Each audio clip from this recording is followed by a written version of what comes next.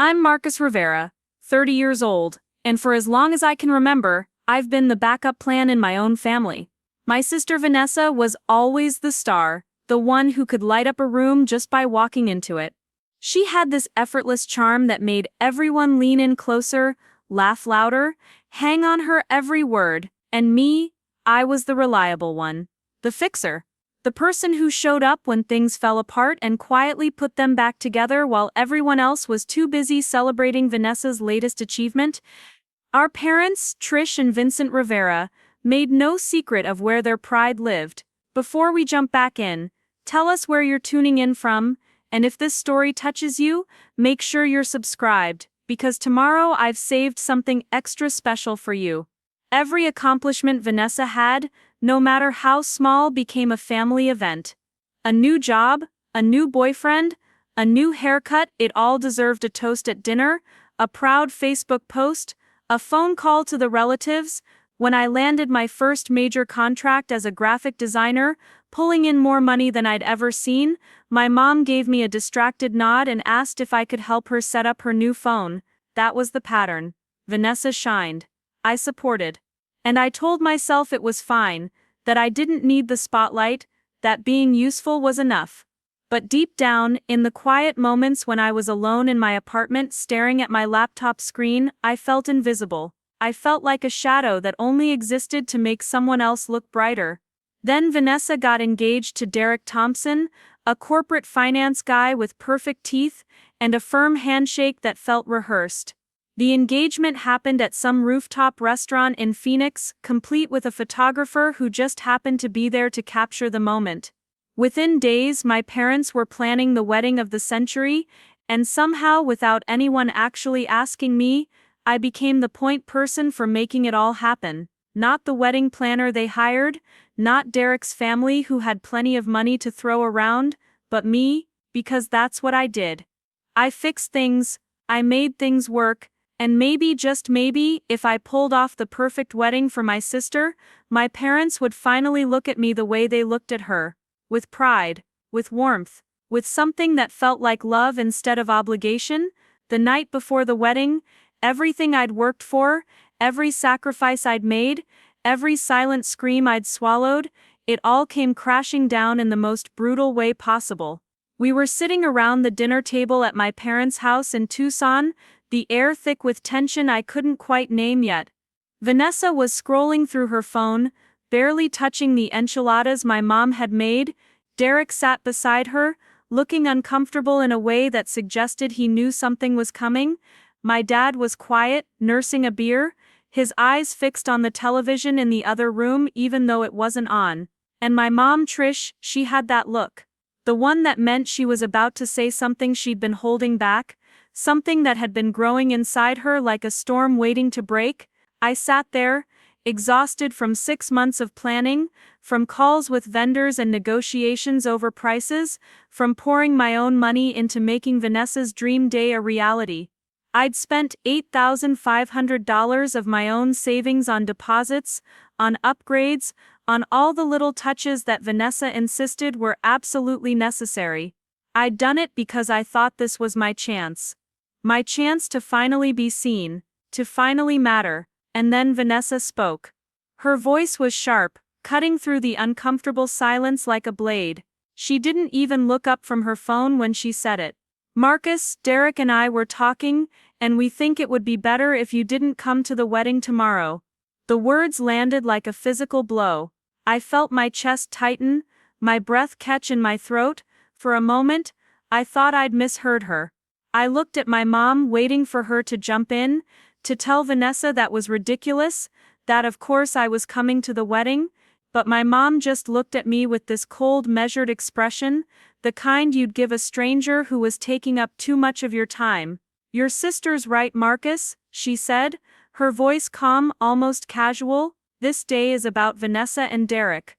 And honestly, having you there with all the tension, it's just going to create problems. It's better if you're not there." My dad finally looked away from the blank television screen. He didn't meet my eyes. He just nodded slowly, like he'd already accepted this decision long before the conversation started. "It's for the best, son," he said, And those 4 words felt like a door slamming shut on everything I'd hoped for. I sat there, frozen, staring at the 3 of them. Vanessa still scrolling through her phone like she'd just commented on the weather, my mom, arms crossed, waiting for me to agree and make this easy for everyone. My dad already retreating back into his silence, done with the conversation, and Derek, who wouldn't even look at me, just stared down at his plate like he wished he could disappear. I'd spent the better part of 3 decades trying to earn a place in my own family, not just a seat at the table, but a real place. The kind where people actually cared what I thought, what I felt, what I needed. Growing up in Tucson in our small house in the Barrio Viejo neighborhood, I learned early that love in the Rivera family wasn't distributed equally. Vanessa got the hugs, the attention, the "you're so special" treatment that made her believe the world revolved around her. And maybe it did, at least in our house. She was 3 years younger than me, but from the moment she could walk and talk, she owned every room she entered. She had this way of tilting her head when she asked for something, this smile that made you want to give her whatever she wanted just to keep that light in her eyes burning. I, on the other hand, was the practical one. The serious one. The one who got a job at 15 because I wanted to save up for a car, while Vanessa got handed the keys to mom's old sedan the day she turned 16. When I brought home straight A's, my parents nodded and said, "That's good, keep it up." When Vanessa brought home a B+, they celebrated like she'd won a Nobel Prize. I told myself it didn't matter. I told myself I didn't need the validation. But every time I watched my mom beam at Vanessa across the dinner table, every time my dad clapped her on the shoulder with genuine pride, I felt something inside me shrink a little smaller. After high school, I went to community college and worked my way through a degree in graphic design. I was good at it, really good. I had an eye for color, for composition, for the way a brand could tell a story through visuals. I started freelancing while I was still in school, picking up small jobs here and there, building a portfolio. By the time I was 25, I'd built a decent reputation in Tucson's small business community. I designed logos for local restaurants, created marketing materials for real estate agents, even landed a few gigs with bigger companies in Phoenix. I was making it work, carving out a life for myself, proving that I could succeed without anyone's help. Vanessa, meanwhile, drifted. She went to college for a year, decided it wasn't for her, came home and worked part-time at a boutique downtown. She talked about becoming a fashion buyer, then a social media influencer, then an event planner. None of it stuck. But it didn't matter because my parents never pushed her. They just smiled and said she was finding herself, that she'd figure it out eventually. When I suggested maybe she should commit to something, my mom snapped at me. "Not everyone has to have their whole life figured out at 22. Marcus, let your Preparing and narrating this story took us a lot of time, so if you are enjoying it, subscribe to our channel. It means a lot to us. Now back to the story. sister breathe. The message was clear. My ambition was expected. Vanessa's lack of direction was charming. 3 years ago, everything changed for our family, and once again, I was the one who had to fix it. My parents owned Rivera's auto repair shop on South 6th Avenue, a small mechanic shop my dad had run for almost 30 years. It was a Tucson institution, the kind of place where people brought their cars because they trusted Vincent Rivera to tell them the truth about what needed fixing and what could wait. But the business had been struggling for years. Bigger chain shops moved into the area, offering faster service and flashy promotions. My dad, stubborn and old school, refused to adapt. He wouldn't update the website, wouldn't invest in modern diagnostic equipment, wouldn't even put up a decent sign outside. The shop started losing customers. Bills piled up. Vendors stopped extending credit. My parents were too proud to admit how bad it had gotten, but I could see it in the way my dad's shoulders sagged when he came home, in the way my mom snapped at him over dinner about money. Around the same time, I'd just landed the biggest opportunity of my career. Desert Springs Resort Group, a collection of high-end resorts scattered across Arizona and New Mexico, wanted to rebrand. They needed someone to overhaul their entire visual identity, from logos to website design to promotional materials. The contract was worth $35,000, more money than I'd ever made on a single project. It was the kind of job that could launch me into a completely different tier of clients, the kind that could set me up for real financial stability. I was supposed to start in 3 weeks. Then my mom called. Her voice was shaky, something I'd never heard before. "Marcus, we need to talk. Can you come by the house?" I drove over that evening, my stomach tight with worry. When I walked in, both my parents were sitting at the kitchen table, papers spread out in front of them. Bills, bank statements, notices from creditors. My dad looked older than I'd ever seen him. His face drawn and tired. My mom's eyes were red. They laid it all out for me.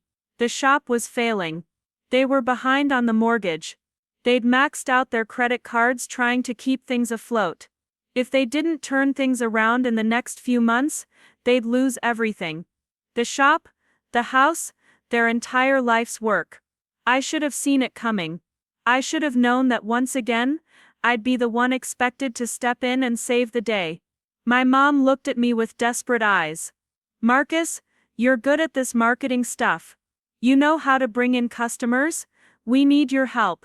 We can't pay you much, but if you could just put together something to get people back in the door." My dad didn't say anything. Just stared at the table, his pride clearly wounded by having to ask his son for help. I thought about the Desert Springs contract. I thought about the future I'd been building. The independence I'd been working toward. And then I looked at my parents. At the fear and exhaustion in their faces, and I knew I didn't really have a choice. I called the resort group the next day and told them I couldn't take the contract. They weren't happy. They'd already started planning around my involvement, already told their stakeholders that they'd found their designer. But I didn't have time to do both, not if I was going to give the shop the attention it needed. So I walked away from $35,000 and the opportunity of a lifetime, and I threw myself into saving my family's business. I designed a new logo, modern but still rooted in the shop's history. I built a new website from scratch, complete with online appointment booking and customer testimonials. I created a social media presence, posting regular updates, car care tips, special promotions. I reached out to every contact I had in Tucson, calling in favors, asking people to spread the word. I spent my own money on Facebook ads, on Google search placement, on printing new business cards and flyers. I negotiated with vendors, convincing them to give us another chance, promising that things were turning around. I worked 18-hour days, splitting my time between the shop and my own freelance clients, barely sleeping, surviving on coffee and the belief that this sacrifice would finally mean something to my parents. And it worked.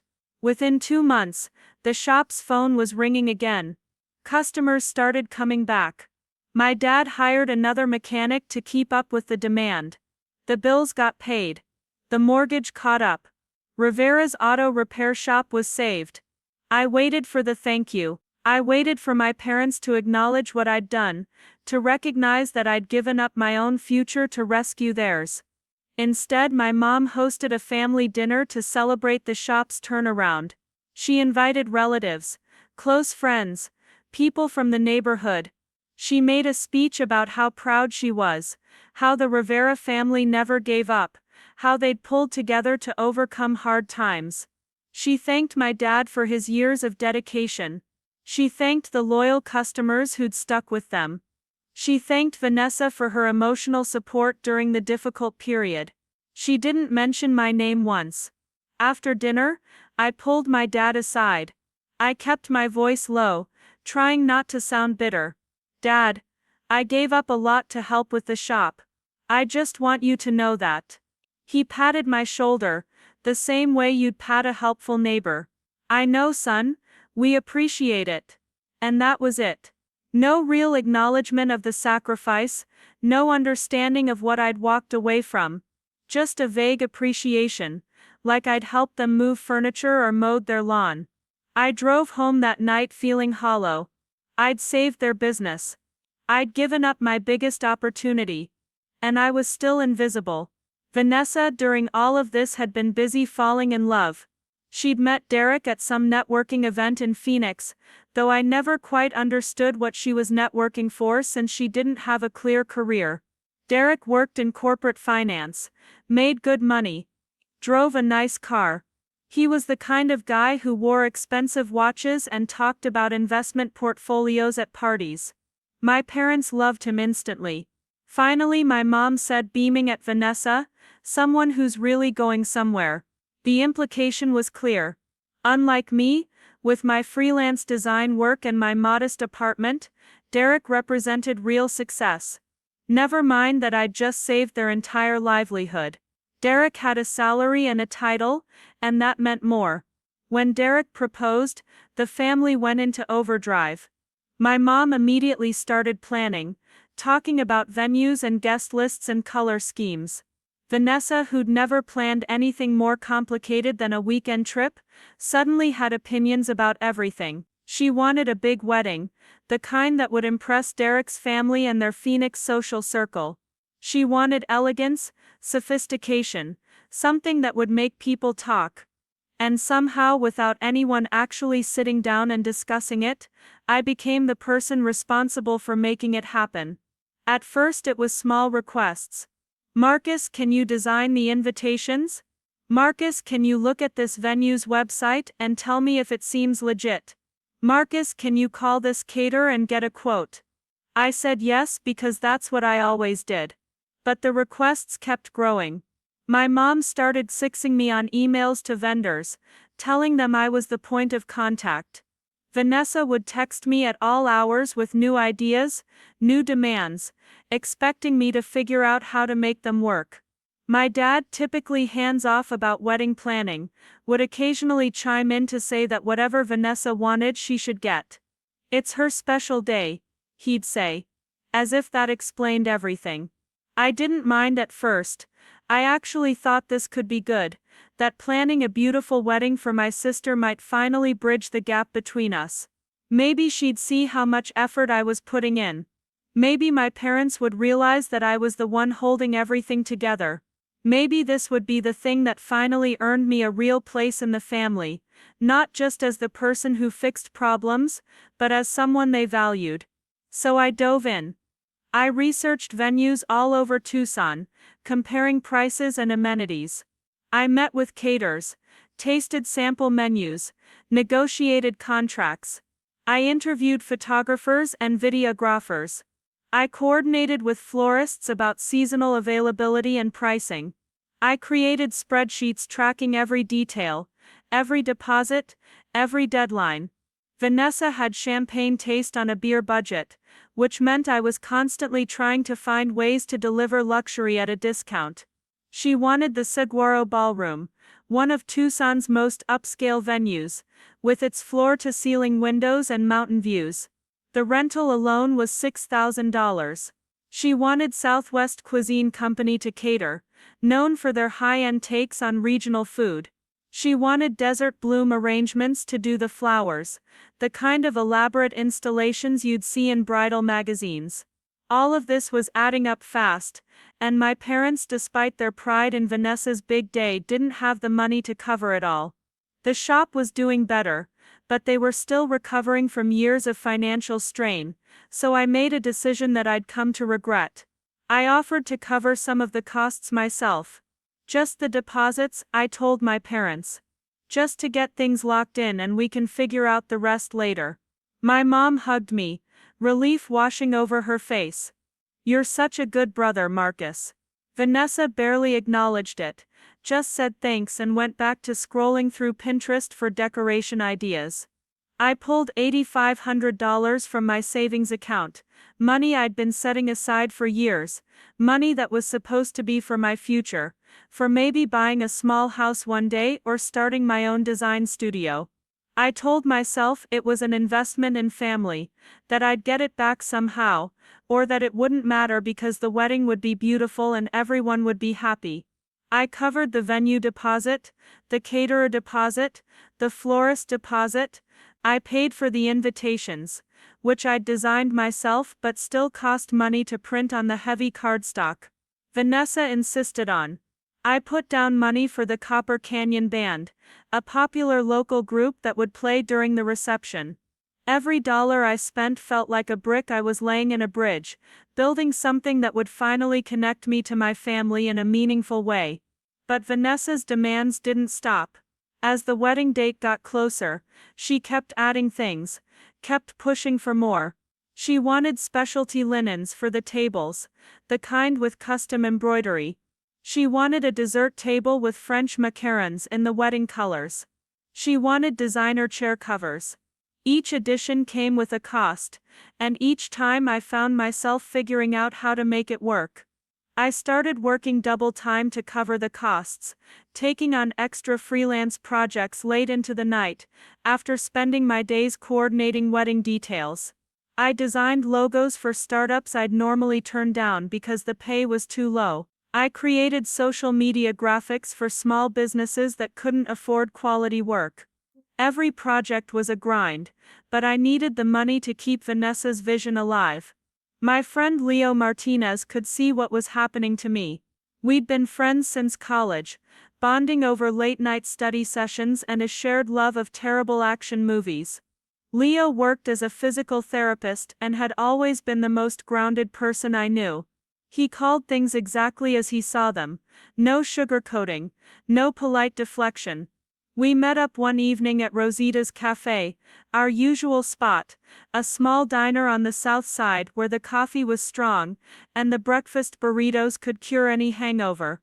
I was exhausted, running on 4 hours of sleep, my eyes bloodshot from staring at my laptop screen until 3 in the morning. Leo took one look at me and shook his head. "You look like death, man. What's going on?" I told him about the wedding planning, about the money I'd spent, about Vanessa's endless list of demands. I tried to frame it positively, talking about how important it was to make her day special, how this was my chance to really contribute something meaningful to the family.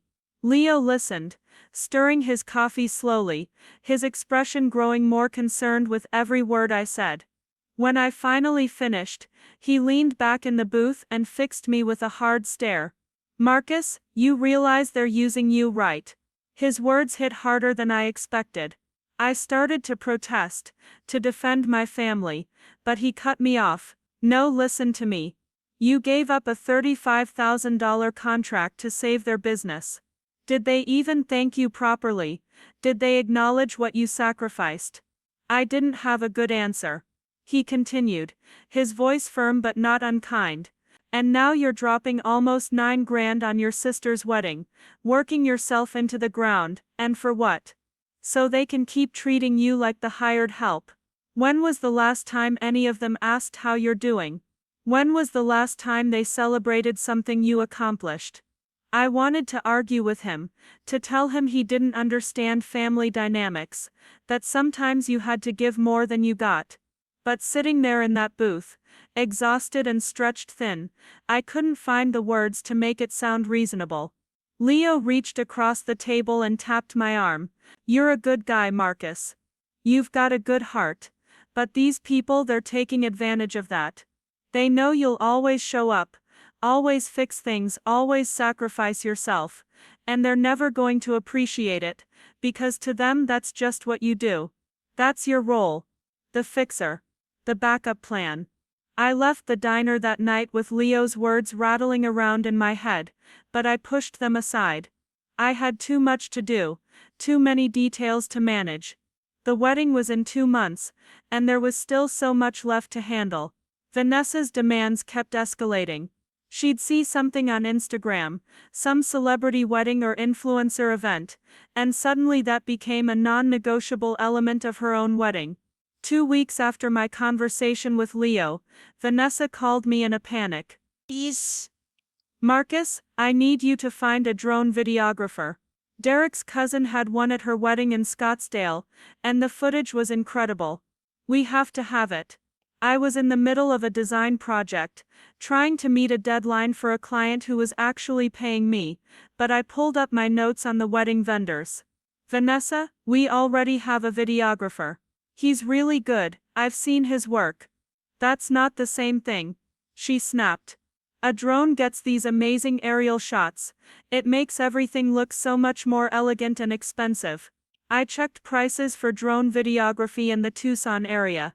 The quotes were coming back between $1,500 and $2,000 for the day. I called Vanessa back and told her the numbers. There was a long pause on the other end of the line. So make it work, she said finally. This is important to me. How am I supposed to make it work, Vanessa? The budget is already stretched as far as it can go. Ask Mom and Dad for more money.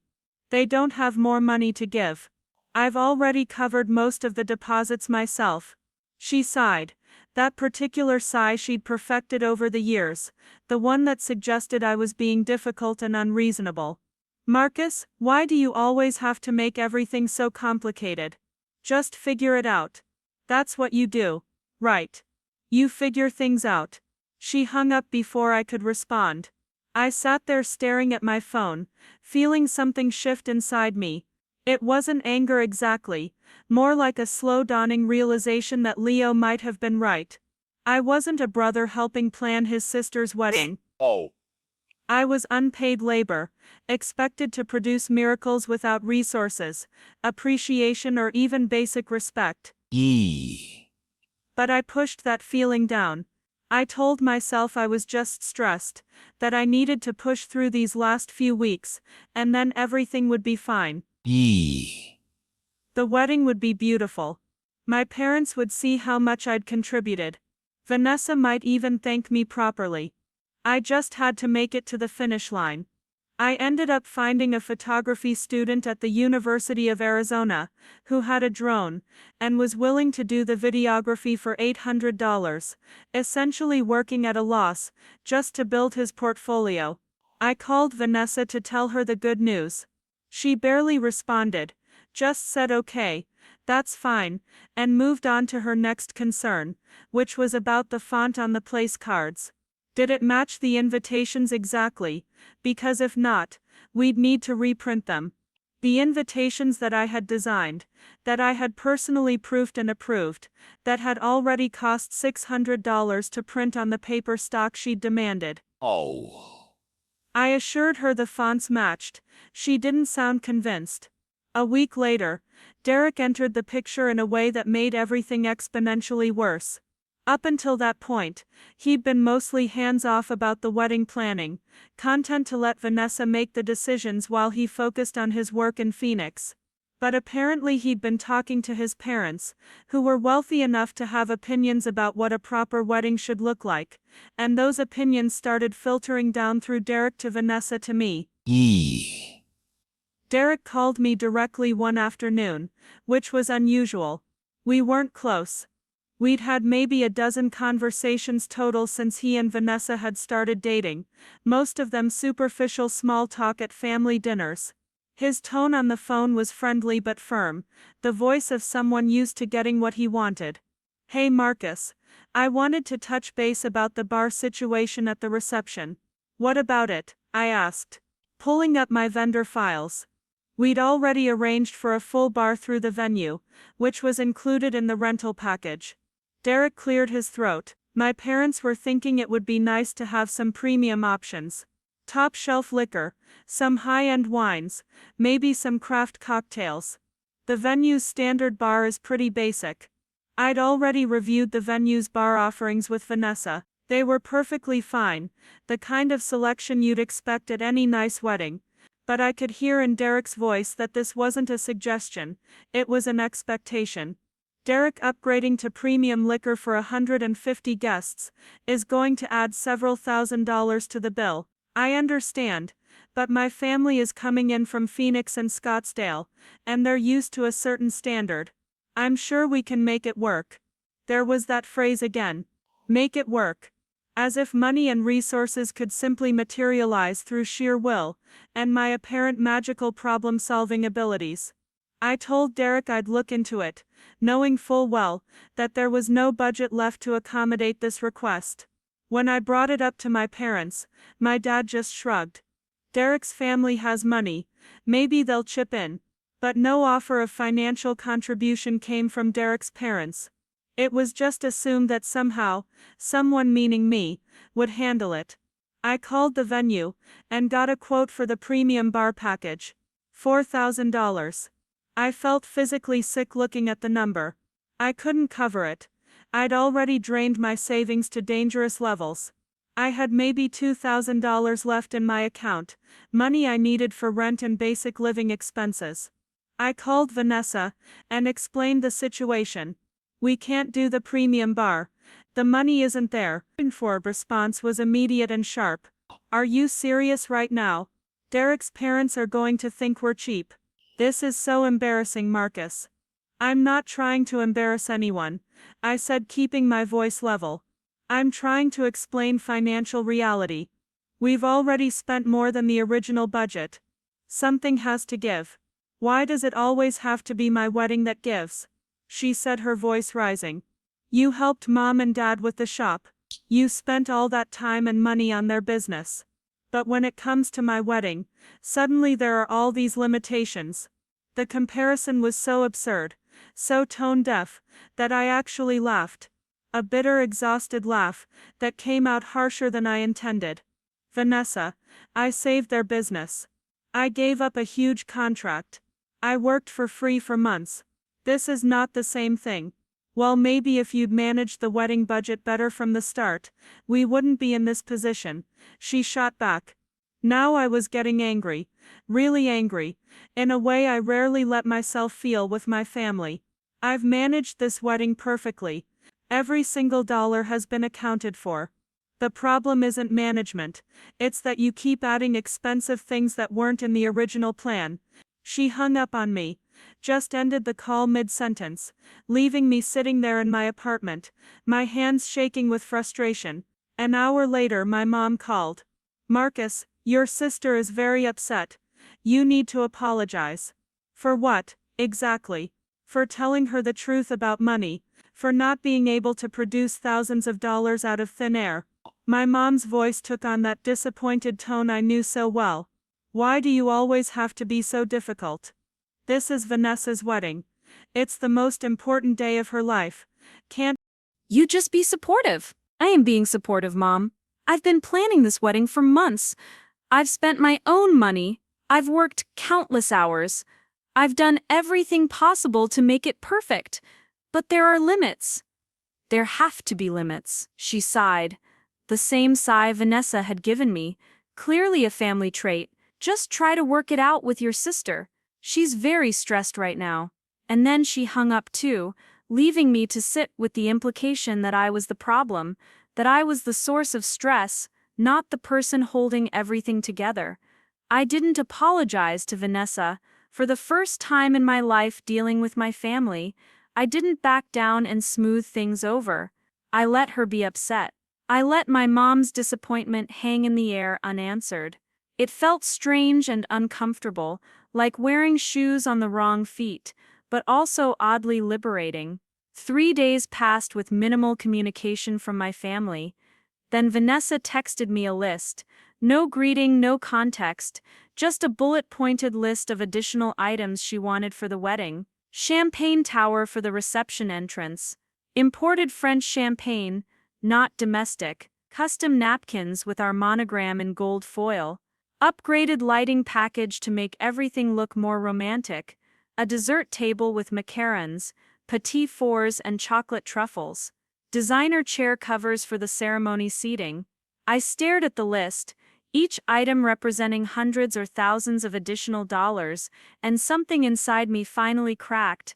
Not broke, but cracked like ice on a frozen lake when the temperature shifts.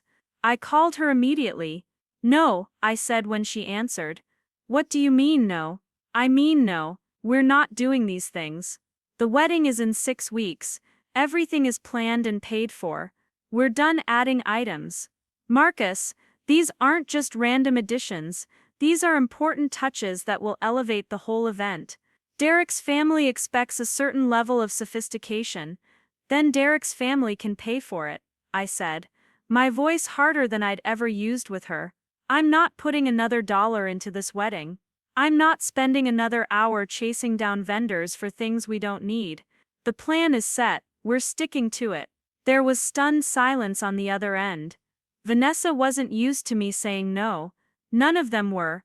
You're being incredibly selfish, she finally said.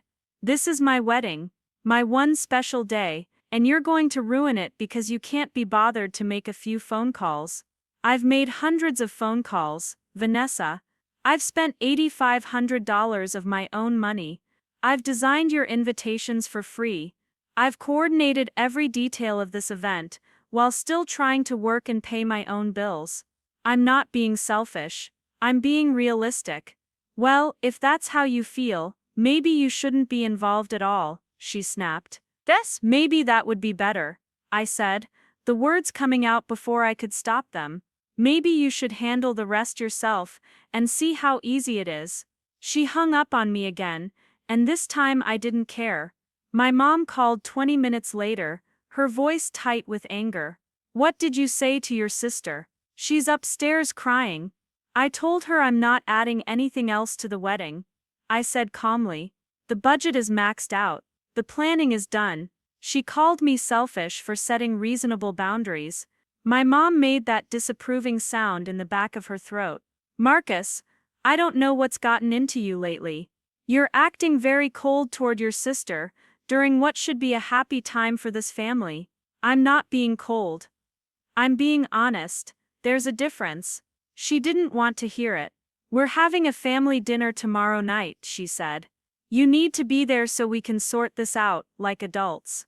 All of us together. The way she said it made it clear this wasn't a request, it was a summons. I thought about saying no, about telling her I was busy, about setting another boundary. But part of me, the part that still hoped this could somehow work out, that still believed my family might finally see reason, agreed to come. I showed up at my parents' house the next evening with a knot in my stomach.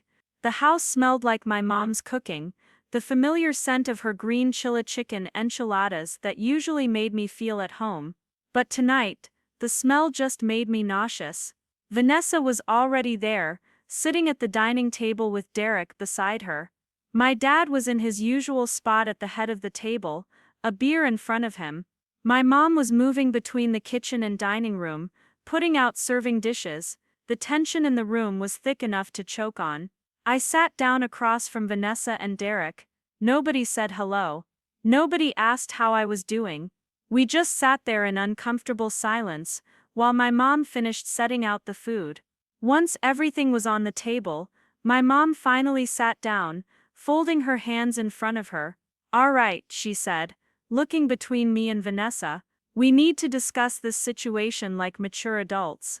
Marcus, your sister has some very reasonable requests for her wedding, and you're being unnecessarily difficult about them. Before I could respond, Vanessa jumped in. He told me no, she said, her voice taking on that wounded quality she used when she wanted sympathy. I asked for a few simple additions to make the day more special, and he flat out refused. They're not simple additions, I said, keeping my voice even. Each item on your list costs hundreds or thousands of dollars, money that doesn't exist. Derek cleared his throat. With all due respect, Marcus, I think you're being a bit dramatic about the costs. These are standard things people have at nice weddings. Then you're welcome to pay for them. I said, meeting his eyes. I'm happy to connect you with all the vendors. You can call them directly, and put your credit card down for the deposits. He looked uncomfortable, glancing at Vanessa. I didn't mean that I would personally pay for them. I just meant that they're reasonable requests. So they're reasonable as long as someone else is paying for them. I said, that's convenient. Vanessa's eyes flashed with anger. You are being such a jerk right now. All I wanted was for my brother to help make my wedding day beautiful. But apparently, that's too much to ask from you.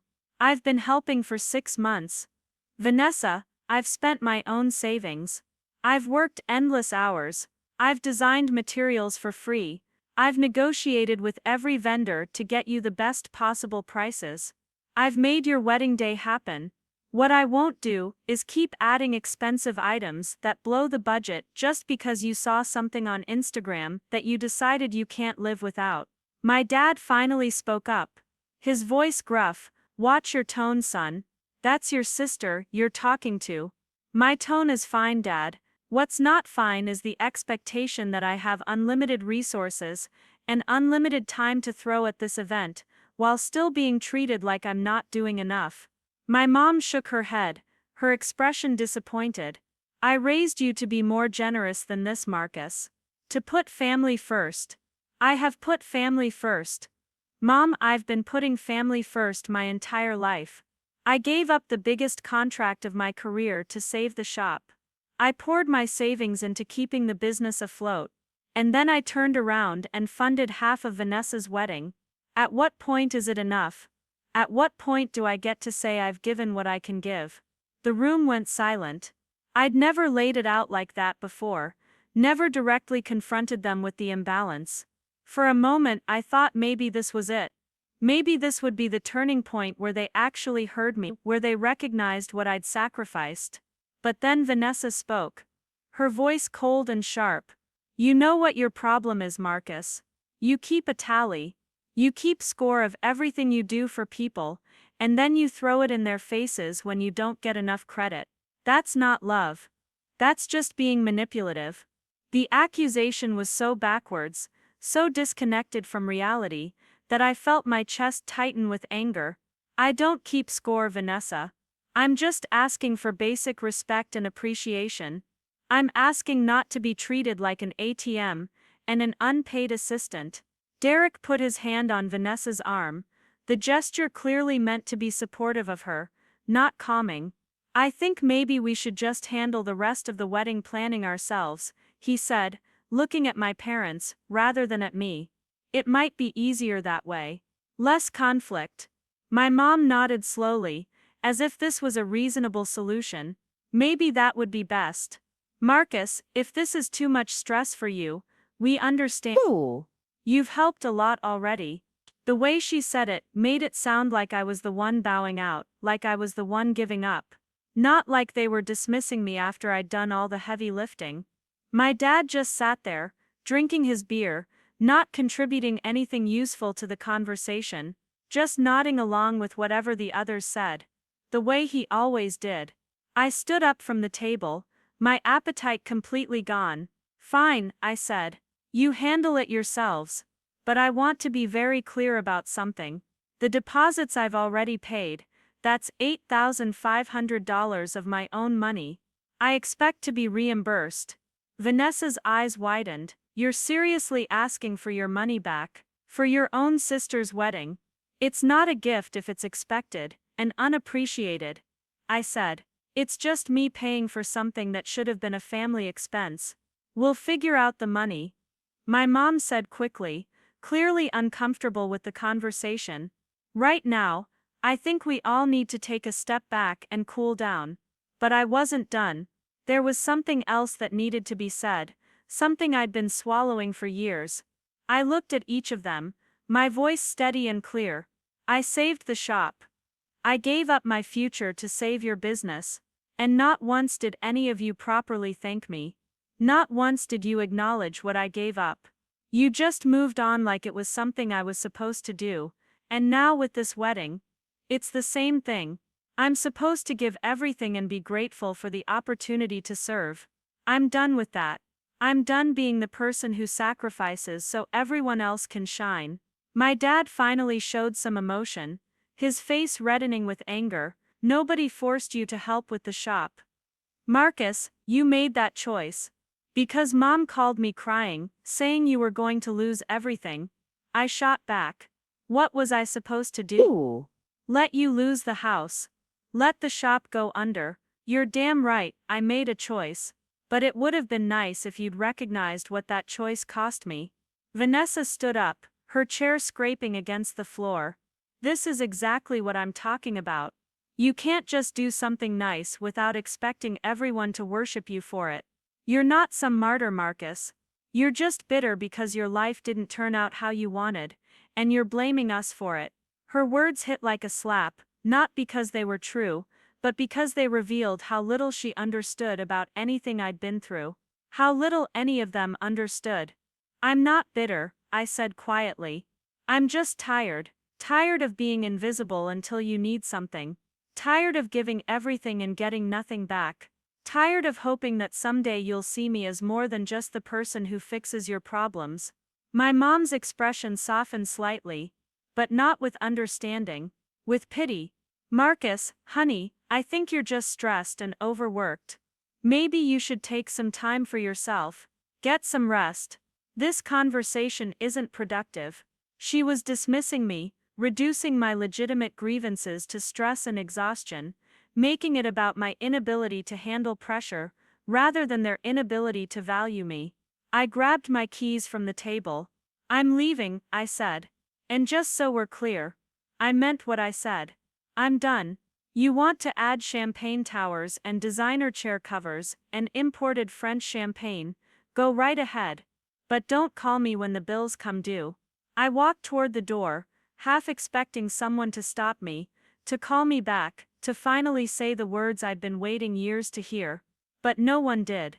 I heard Vanessa say something to Derek in a low voice, heard my mom sigh heavily, heard my dad mutter something about me being dramatic.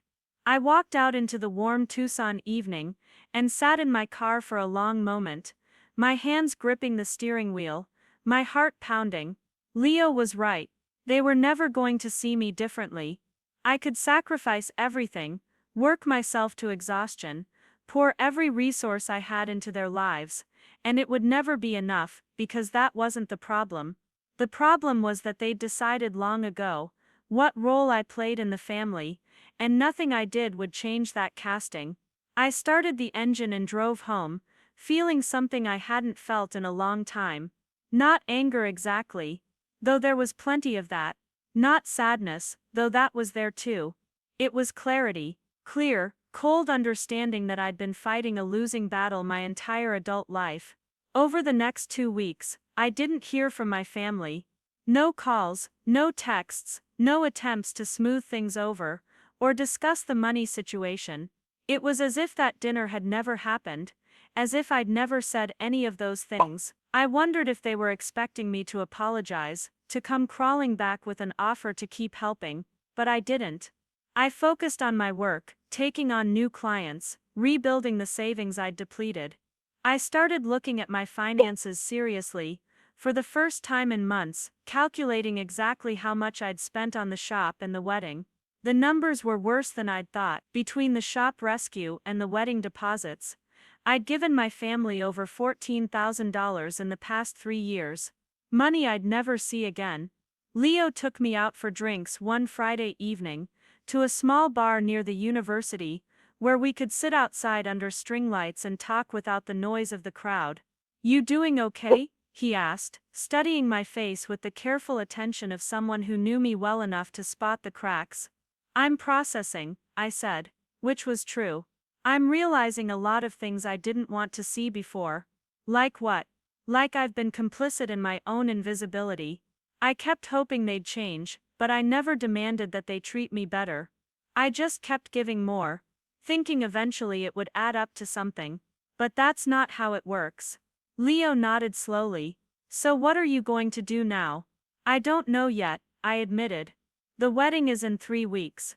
Part of me wants to just wash my hands of the whole thing. But part of me still wants to go, wants to see if they'll at least acknowledge what I've done once it's all over. Leo gave me a long look. Marcus, real talk, if you go to that wedding, what do you think is going to happen? Do you honestly believe they're going to stand up during the reception and thank you? Do you think your parents are going to pull you aside and tell you how much they appreciate your sacrifice? I wanted to say yes, to hold on to that hope. But sitting there under those string lights with Leo looking at me with complete honesty, I couldn't lie to myself anymore. No, I said quietly. They're not going to do any of that. Then why put yourself through it? Because they're still my family. I said, though even as I said it, the words felt hollow. Family is supposed to mean something. It's supposed to mean showing up even when things are hard. Maybe, Leo said. Or maybe family is supposed to mean not taking advantage of the people who love you. Maybe it's supposed to mean recognizing when someone is giving everything, and making sure they know they're valued. Your family doesn't do that, Marcus. They never have, and I don't think they're going to start at Vanessa's wedding. I finished my beer, the bitterness of it matching my mood. I'll think about it, I said. But I already knew Leo was right. Nothing was going to change at that wedding. I'd be there, probably helping with last-minute details, probably watching everyone celebrate Vanessa and Derek, probably being thanked by strangers who'd compliment the decorations or the smooth coordination of events, without knowing I was the one who'd made it all happen. And my family would smile and accept those compliments without ever directing any of them toward me. 2 days before the wedding, my mom called. Her voice was careful, measured, the tone she used when she was trying to manage a situation. Marcus, we need to talk about the rehearsal dinner. What about it? It's tomorrow night at 6. At Desert Sky Restaurant. You're expected to be there. I hadn't been invited to the rehearsal dinner. This was the first I was hearing about it. Nobody told me about a rehearsal dinner, I said. Well, I'm telling you now, she replied, a slight edge creeping into her voice. It's family and wedding party. You need to be there. I'm not in the wedding party, I pointed out. Vanessa asked Derek's brother to be a groomsman and didn't ask me to be anything. There was a pause. That doesn't mean you're not family, Marcus. Don't be difficult about this. The way she said difficult made it clear that in her mind, I was the problem. Not Vanessa for excluding me from the wedding party, despite all I'd done. Not my parents for never standing up for me. Me for pointing out the obvious slight. I'll think about it, I said, and hung up before she could argue. That night, I sat in my apartment looking at my bank account, at the depleted savings that represented years of work. I thought about the Desert Springs contract I'd turned down, about where I might be now, if I'd taken that opportunity instead of saving the shop. I thought about all the late nights coordinating wedding details, all the stress and frustration and unappreciated effort. And I thought about Leo's question. What did I think was going to happen? The answer was nothing. Nothing was going to happen. I'd go to the rehearsal dinner, and be treated like an afterthought. I'd go to the wedding and watch everyone celebrate while I stood in the background. And then life would go on exactly as it always had, with me giving, and them taking, and nobody ever questioning if that arrangement was fair. Unless I changed it. Unless I finally did something different. I opened my laptop, and started making phone calls. The morning after that decision, I woke up with a strange sense of calm. For the first time in months, I wasn't anxious about vendor calls, or last-minute changes or Vanessa's demands. I'd made my choice, and now I just had to follow through. I started with Southwest Cuisine Company, the caterer. I called them first thing.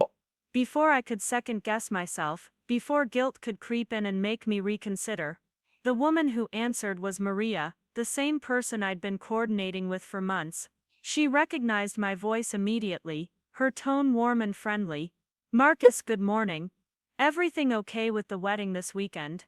Actually, Maria, I need to cancel the order, I said, keeping my voice steady and professional. There was a pause on the other end. Cancel? The wedding is in 2 days. We've already purchased all the ingredients, prepped the menu. This is very last minute. I understand, and I apologize for the inconvenience, but I'm the one who put down the deposit, and I'm the one requesting the cancellation. I need to withdraw my payment. Maria's tone shifted from friendly to businesslike. Mr. Rivera, we have a contract. The cancellation policy states that with less than 72 hours notice, we can only refund 50% of the deposit. That's fine, I said. Whatever the policy allows, I'll take it. She put me on hold, and I could hear muffled conversation in the background. When she came back, her voice was firmer. I'm looking at our records, and yes, the deposit was paid by you personally. If you're certain about this cancellation, I can process a 50% refund. That's $1,200 back to your account. It'll take 3 to 5 business days. Please confirm this is what you want to do. I confirm, I said. Please process the cancellation. She took my information, made me verbally confirm twice more, and then the deed was done. Southwest Cuisine Company would not be catering Vanessa's wedding. One down. Next was Desert Bloom Arrangements, the florist. When I called and asked to cancel, Sandra actually sounded concerned. Oh no, Marcus, is everything all right? Is the wedding still happening? The wedding is still happening, I said. But I need to cancel my order and get my deposit back. There was a long silence. Marcus, I've already ordered all the flowers. The roses, the lilies, the desert blooms for the centerpieces. They're arriving tomorrow morning. If you cancel now, I'll have hundreds of dollars of flowers I can't use. I felt a twinge of guilt. Sandra had been kind and professional throughout the entire process, but I pushed it aside. What's your cancellation policy? I asked. She sighed heavily. With less than a week's notice, we typically don't refund anything. But given that you've been such a good client, I can offer you 25% back. That would be $375. I'll take it, I said. I moved on to the Copper Canyon Band. When I called, I got their booking manager, a guy named Rick. Rick, this is Marcus Rivera. I need to cancel the booking for the Rivera Thompson wedding this Saturday. Rick laughed, thinking I was joking. Good one, man. You had me for a second there.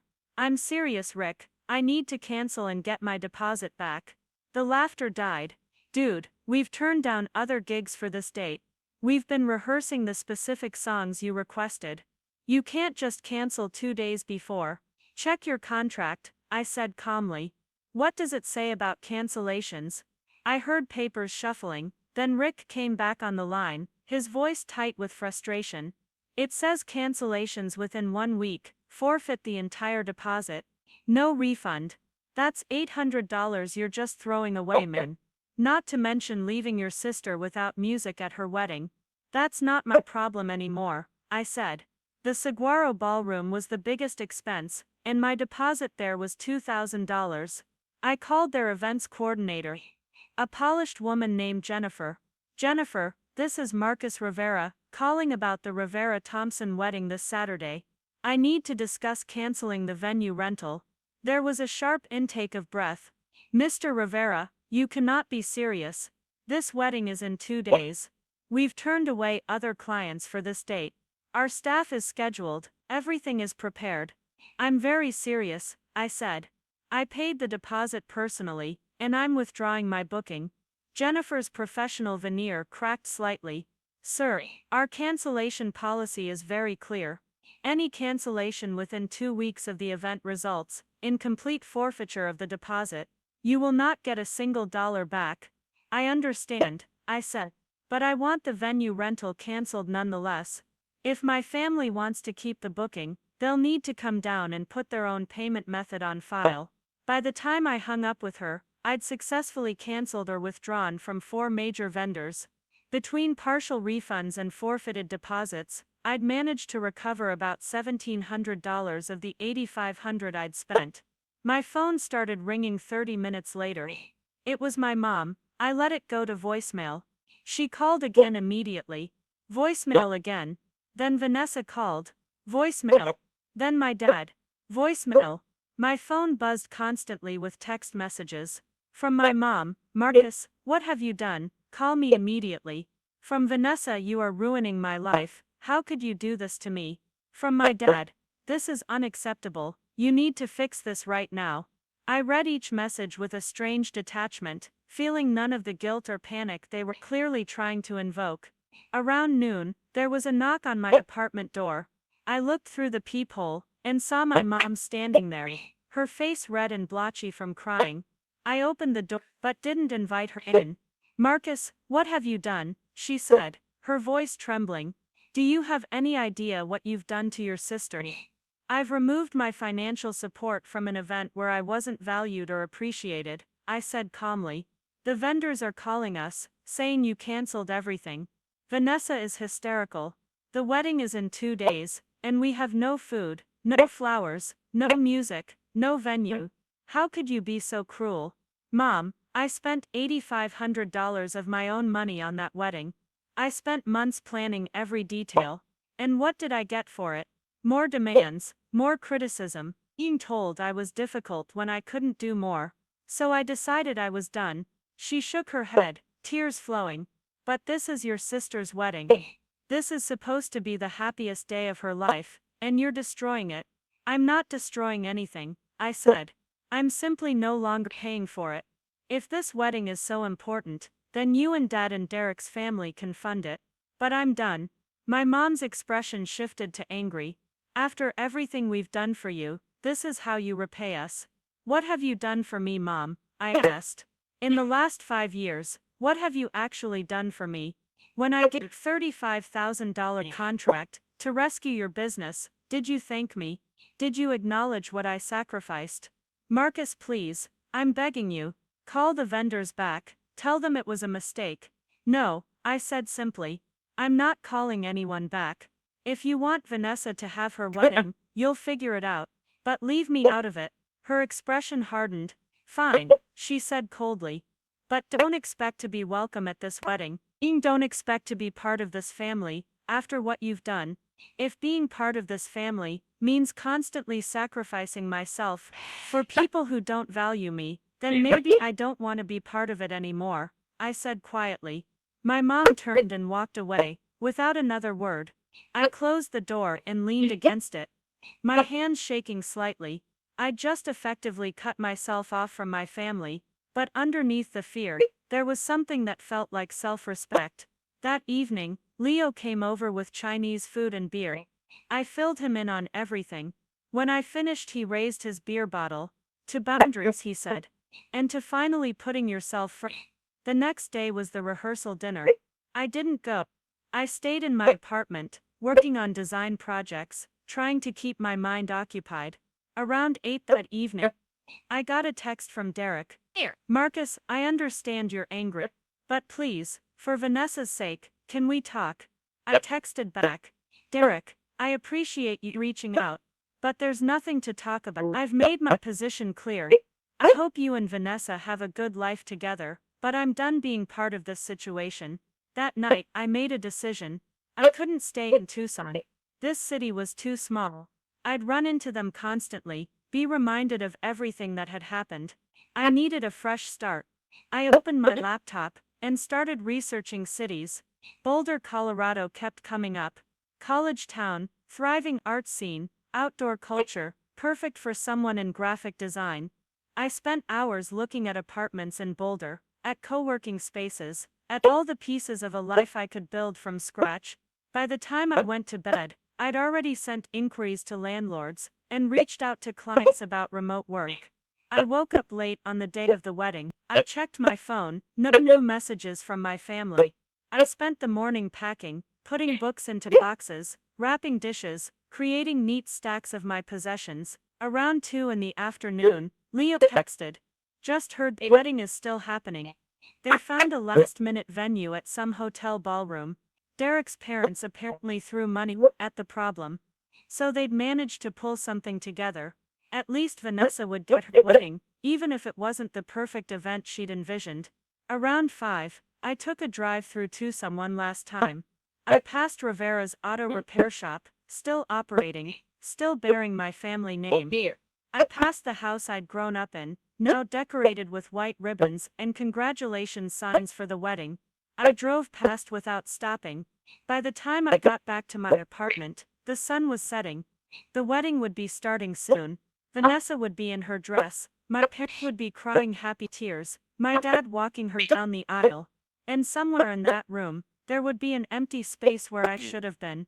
But I wasn't there. I was here, surrounded by half-packed boxes, starting the first day of the rest of my life.